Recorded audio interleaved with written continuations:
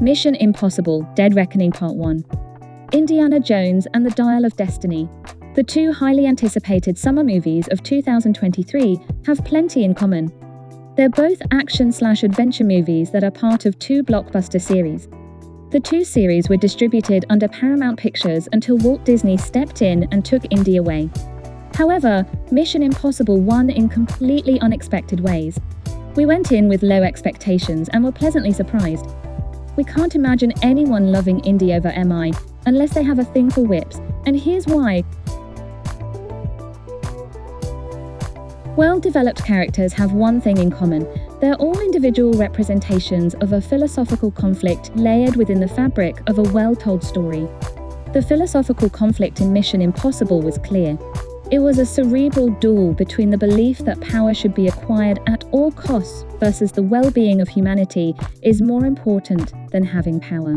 The characters in MI, good or evil, either conveyed or demonstrated where they stood in the conflict. Sure, it was handled entirely in an overly simplistic, occasionally preachy way.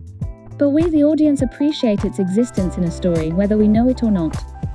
Now, getting past the lackluster action and confusion over its plot, the writers for Indiana Jones probably thought about putting some sort of philosophical conflict in the mostly unfractious movie. They heard it was some cool thing to have in their script after several drafts and slipped it in briefly, maybe during production. But there it is, Indiana stands overreaching to redeem the long-awaited film. Its vague attempt at philosophical conflict might have had something to do with the individual versus community desires trope. But as mentioned, it was merely glossed over because someone bright thought it was a good idea to add it in. What they failed to know going into the writing of Indy 5 is that philosophical conflict is everything. Everything, from characters to set pieces, should come from all sides of a moral argument generated from the philosophical conflict. Adding it in later should be avoided. It's either the basis for telling the story in the first place or not. It's best to leave it out altogether if it isn't the engine under the hood of the story. The majority of movies coming out of Hollywood don't have it. So, leaving out a hackneyed afterthought of a philosophical conflict puts your film in good company of mediocrity. Simply put, the inciting incident is the event that sets the main character on the journey. It's clear to see in all Mission Impossible films. Ethan Hunt receives details of a mission on some recording that self-destructs. Once he accepts, he is off to save the world. That's his inciting incident, and if it involves saving the world, the audience wants him and his team to win. Indiana Jones had one too, but it wasn't clear exactly which one it was because many could have been interpreted as the inciting incident. Now, casual viewers may all have their take on what the inciting incident was in Indy 7, what propelled Indy out for his latest adventure. However, it seemed to be when Jones was framed for the murder of two colleagues. Why else would he flee the country and talk about clearing his name? The murders were the events that set Jones on his journey to exonerate himself, and the stakes were high as he could face prison time for murder. But that was quickly forgotten, and we were focused more on Archimedes' dial. Maybe he was exonerated in a scene that wasn't in the film? Either way, the inciting incident was weak and unclear. In Mission Impossible, the antagonistic force was an advanced AI they referred to as the Entity.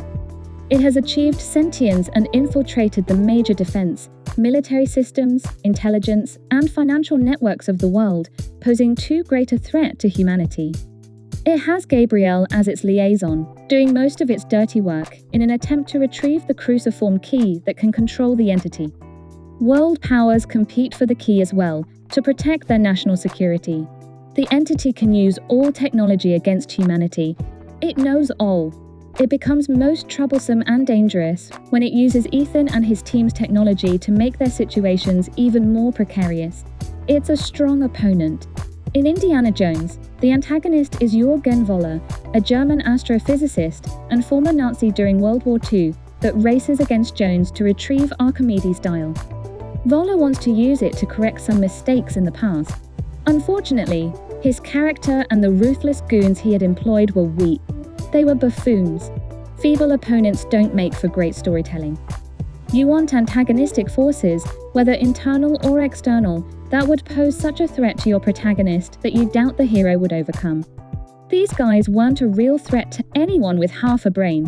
What worried Indy the most was his character towards the end. He decided to go against everything his character believed throughout the entire series. Maybe his character arced at that moment for the negative. Maybe he underwent a fall arc, as covered in K.M. Weiland's book, Creating Character Arcs, where he started to believe an even worse lie in the end than before, and he was willing to drag the world down with him. It was painful to watch nonetheless. He was too old to change his heart in ways that could have ruined the world he already knew.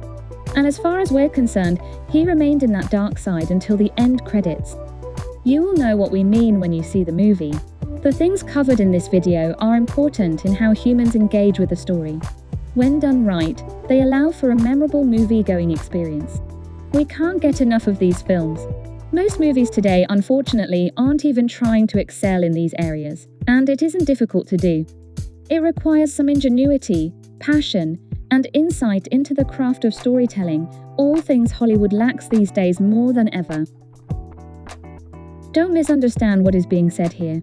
We don't think Mission Impossible: Dead Reckoning was amazing in any way. It just worked well as a result of doing so many things right. It was never boring, and the action sequences were unique, except for the train tunnel scene, which came off as a reimagining of the train tunnel scene in the first Mission Impossible. A cringe moment indeed, but the action was really good. Unfortunately, the studio behind the film didn't have enough confidence in their final product to leave the action sequences out of the trailer. They did, however, leave the best scene out mostly. You'll have to see it for yourself to know what we mean. Both Mission Impossible 7 and Indiana Jones 5 are underperforming at the box office. People are looking for something new, like Barbie and Oppenheimer. But we believe MI7 will outperform Indy in the end, because the film was just better and will resonate with audiences enough for word of mouth that would work in its favor.